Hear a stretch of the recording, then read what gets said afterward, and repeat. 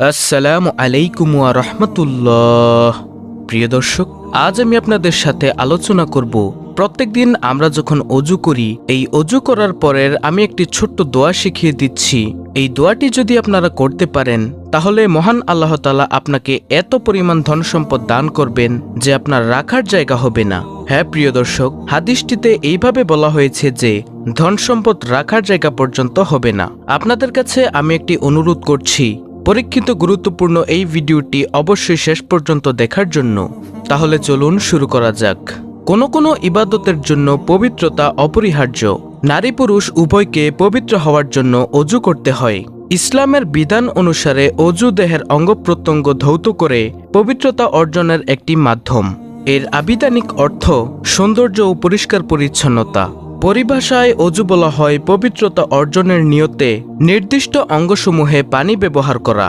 পবিত্রতার ফজিলত প্রসঙ্গে পবিত্র কুরআনে মহান আল্লাহ তাআলা ইরশাদ করেছেন, হে ঈমানদারগণ, নিশ্চয়ই মুশরিকরা নাপাক বা অপবিত্র।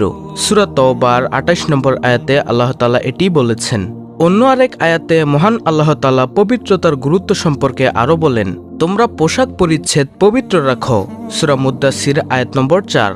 যারা পবিত্রতা অর্জন করে আল্লাহ তাআলা তাদের প্রশংসা করেছেন, তাদের ভালোবাসার কথা বলেছেন। এ প্রসঙ্গে পবিত্র কুরআনে আল্লাহ তাআলা ইরশাদ করেছেন, নিশ্চয়ই আল্লাহ তওবাকারীদের ভালোবাসেন এবং ভালোবাসেন অধিক পবিত্রতা অর্জনকারীদের। সূরা বাকারা আয়াত ২২২। আল্লাহ তাআলা মসজিদে কুবার অধিবাসীদের প্রশংসা করেছেন, কারণ তারা ভালোভাবে পবিত্রতা অর্জন করে। এ প্রসঙ্গে কোরআনে আল্লাহ তাআলা ইরশাদ করেছেন, সেখানে এমন লোক আছে যারা উত্তম রূপে পবিত্রতা অর্জন করতে ভালোবাসে, আর আল্লাহ তাআলা পবিত্রতা অর্জনকারীদের ভালোবাসেন। সূরা তাওবা আয়াত ১০৮। অজুর মাধ্যমে আপনার পাপ মোচন হয় ও মর্যাদা বৃদ্ধি পায়। তাই তো হাদিসে রাসূল সাল্লাল্লাহু আলাইহি ওয়াসাল্লাম বলেছেন, কোনো মুমিন বান্দা যখন অজু করে তখন মুখ ধৌত করার সময় পানির সঙ্গে অথবা পানির শেষ বিন্দুর সঙ্গে তার ওইসব গুনাহ বের হয়ে যায় যার দিকে তার দুই চোখের দৃষ্টি পড়েছিল।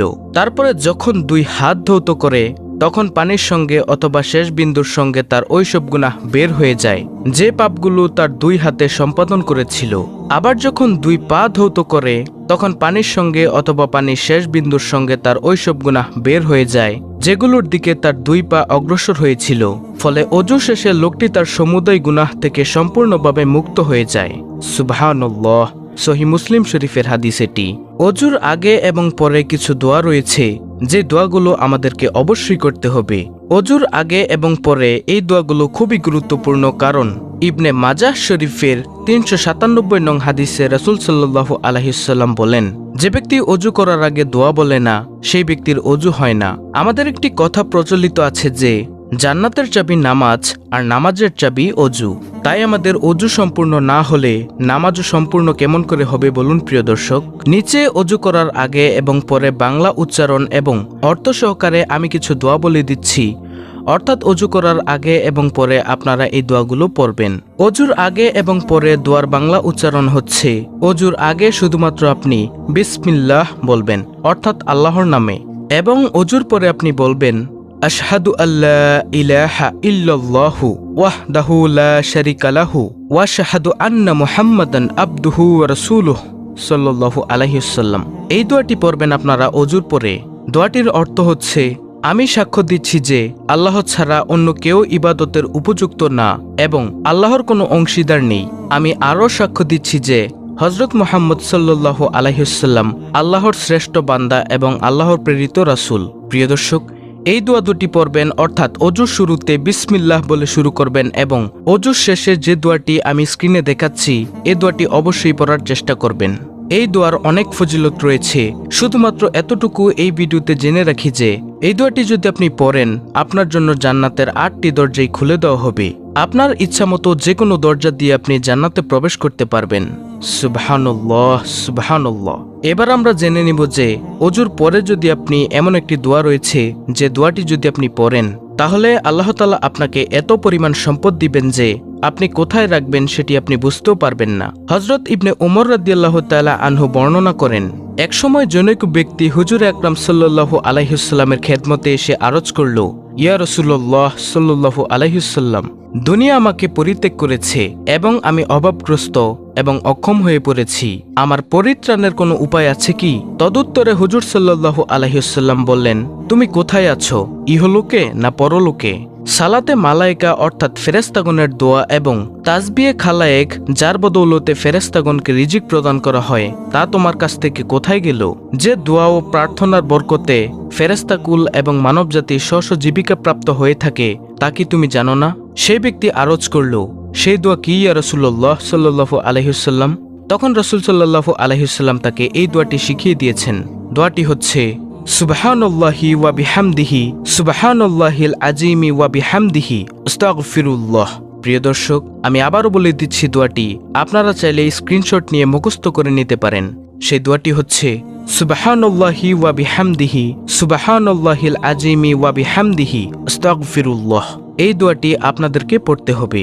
এই দোয়ার অর্থ হচ্ছে, আল্লাহ তাআলার পবিত্রতা বর্ণনা করছি এবং তার প্রশংসা গীতির সাথে তাকে স্মরণ করছি। মহান আল্লাহ তাআলার পবিত্রতা বর্ণনা করছি এবং তার প্রশংসা বর্ণনার সাথে আল্লাহ তাআলার নিকট ক্ষমা প্রার্থনা করছি।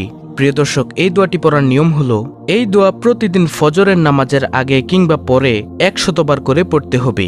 হেঁটে হেঁটে বা এদিক সেদিকে দুনিয়াবি ধ্যান দিয়ে পড়া যাবে না, বরং এক জায়গায় বসে পড়তে হবে। তাহলে সংসার, দুনিয়া আপনা আপনি আপনার দিকে ফিরবে, অর্থাৎ দুনিয়া আপনার কাছে হ্যায় ও লাঞ্ছিত অবস্থায় ধরা দিবে এবং মহান আল্লাহ তাআলার এক একটি শব্দ হতে এক একজন ফেরেশতা সৃষ্টি করে কিয়ামত দিবস পর্যন্ত তাসবিহ পাঠে নিযুক্ত করে দিবেন।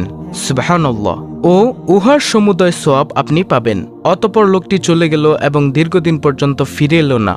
এরপর একদিন এসে আরজ করল, ইয়া রাসূলুল্লাহ সাল্লাল্লাহু আলাইহি ওয়াসাল্লাম, দুনিয়া আমার কাছে এত বেশি পরিমাণে এসেছে যে তাকে কোথায় রাখবো আমি জানি না। সুবহানাল্লাহ। সেই লোকটি এসে রাসূল সাল্লাল্লাহু আলাইহি ওয়াসাল্লামকে এই কথাটি বলেছে। অর্থাৎ আপনারা যে দোয়াটি আমি এখন স্ক্রিনের মধ্যে দিয়ে দিচ্ছি, এই দোয়াটি প্রত্যেকদিন ফজরের ফরজ নামাজের আগে কিংবা পরে আপনারা 100 বার করে পড়বেন। এছাড়াও আপনারা প্রত্যেকবার ওযু যখন করবেন, প্রতিবার ওযু করার পরে অন্তত একবার হলেও এই দোয়াটি পড়ার চেষ্টা করবেন। ইনশাআল্লাহ মহান আল্লাহ তাআলা চাহে তো আপনি ধনী হয়ে যাবেন, আপনার ধন সম্পদ আল্লাহ তাআলা বৃদ্ধি করে দিবেন। ইনশাআল্লাহ আপনার রিজিকে বরকত দান করবেন। অবশ্যই আপনাকে কয়েকটি জিনিস মনে রাখতে হবে। যে ব্যক্তি 3টি কাজ করে, আল্লাহ তাআলা তাকে ধনী করে দেন। সুবহানাল্লাহ সুবহানাল্লাহ। নম্বর 1, সব সময় ওযু অবস্থায় থাকা। নম্বর 2, আল্লাহর রাস্তায় দান করা। আপনার যতটুকু সামর্থ্য আছে আপনি দান করবেন। নম্বর 3, হজ করা। এই 3টি জিনিস আপনারা অবশ্যই মাথায় রাখবেন। ওযু অবস্থায় সবসময় থাকার চেষ্টা করবেন। ওযুর পরে বেশি বেশি দোয়াটি পড়ার চেষ্টা করবেন। ইনশাআল্লাহ আল্লাহ তাআলা চাহে তো আল্লাহ তাআলা বিশেষ রহমতে, কুদরতে আপনি ধনী হয়ে যাবেন। আপনার অভাব থাকবে না, আপনার জীবিকার কোনো অভাব থাকবে না। দারিদ্রতা আপনার পরিবার থেকে, আপনার সংসার থেকে দূর হয়ে যাবে ইনশাআল্লাহ। প্রিয় দর্শক, আমি অনুরোধ করব যারা যারা আমলটি করবেন, অবশ্যই আজকের এই ভিডিওটিতে একটি লাইক দিন, চ্যানেলটিকে সাবস্ক্রাইব করে বেল বাটন বাজিয়ে দিন এবং কমেন্টে আমিন লিখুন এবং আপনার প্রিয়জনদের মাঝে ভিডিওটি শেয়ার করে দিন। আল্লাহ তাআলা আমাদের সবাইকে কবুল করুন। এই আমলের উসিলায় আমাদের জীবনের